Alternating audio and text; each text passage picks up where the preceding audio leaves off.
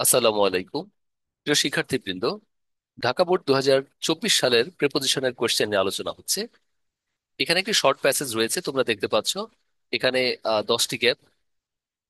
Preposition fill up করার ক্ষেত্রে আমাদের দুইটি ব্যাপার খেয়াল করতে হয়। একটি হচ্ছে আমাদের কন্টেক্সচুয়াল মিনিংটাকে খেয়াল করতে হয়, অর্থাৎ ওয়ার্ড বুঝে বুঝে এখানে কি অর্থ হতে পারে, সামনে পেছনে যেগুলি রয়েছে এগুলির সাথে মিলিয়ে করতে হয়।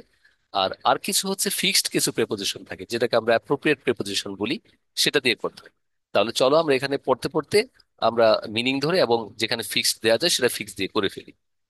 এখানে বললো we learn etiquette and manners dash our parents and various institution such as schools, colleges or professional bodies.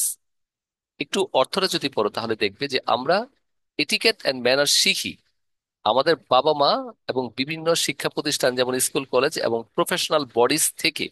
তাহলে থেকে কথাটা এখানে কিন্তু প্রযোজ্য, সুতরাং আমরা এখানে ফ্রম কথা বসাতে পারি। রাইট।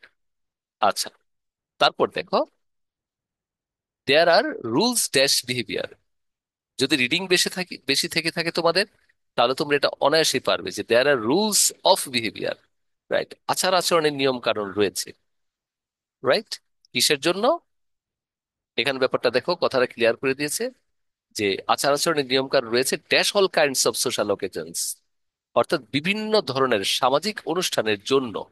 তাহলে এখানে বিভিন্ন ধরনের সামাজিক অনুষ্ঠানের জন্য, এখানে মিনিং কিন্তু ফর কথা ইন্ডিকেট করে। Right, for all kinds of. Right, এই সকল ধরনের সামাজিক অনুষ্ঠানের জন্য রয়েছে। সুতরাং সেই ক্ষেত্রে মিনিং থেকে আমরা এই দুইটা প্রিপোজিশন বসাতে পারি। এছাড়া এটার মধ্যে কিন্তু বিশেষ কিছু নেই।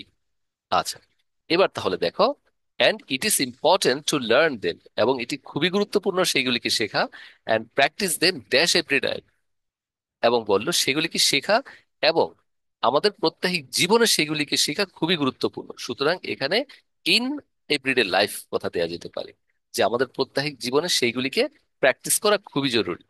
রাইট। আচ্ছা, the manners that are correct, সেই সকল আচার আচরণ বা রীতিনীতি যেগুলি কারেক্ট একটি বিয়ের রিসেপশনে। তাহলে একটি বিয়ের রিসেপশনে, অথবা বলতে পারো যে একটি বিয়ের রিসেপশনের জন্য। তাহলে এখানে ইন বা ফর দুইটাই হতে পারে। রাইট, যে একটি বিয়ের অনুষ্ঠানে বা একটি বিয়ের অনুষ্ঠানের জন্য যেটা প্রযোজ্য। আচ্ছা, এরপর দেখো, এখানে বলল will not do dash or debating club, একটি ডিবেটিং ক্লাবে বা ক্লাবের জন্য সেটি কাজ করবে না। তাহলে এখানেও ইন বা ফর হতে পারে। রাইট, তাহলে সেম জিনিসটা আমরা বসাতে পারি। আচ্ছা, আরেকটা কথা বলে নেই, আহ, এমন কিন্তু চিন্তা করার কোনো অপশন নেই যে একটি প্রিপোজিশন একবার বসিয়েছি পরবর্তী সময়তে এটা আর আসবে না। এটা কিন্তু আসলে মোটেও যৌক্তিক নয়, বা এইভাবে কিন্তু নাও আসতে পারে। এক টানা 3 4 5টার মধ্যে কিন্তু সেম প্রিপোজিশন বসতে পারে। এটা নিয়ে কনফিউজ হয়ে যাবে না। আচ্ছা, দেয়ার ফর সুতরাং we have to be careful dash. এই কেয়ারফুল এর পর সাধারণত অফ অথবা অ্যাবাউট বসে, যে আমাদেরকে সতর্ক হতে হয়। রাইট, সম্পর্কে কি সম্পর্কে? এটিকেট অ্যান্ড ম্যানার সম্পর্কে আমাদেরকে সতর্ক থাকতে হবে। আচ্ছা, উই নো, আমরা জানি, how important to say please and thank, right, dash everyday life, যে আমাদের প্রত্যেক জীবনে এই কথাগুলি বলা কতটা গুরুত্বপূর্ণ।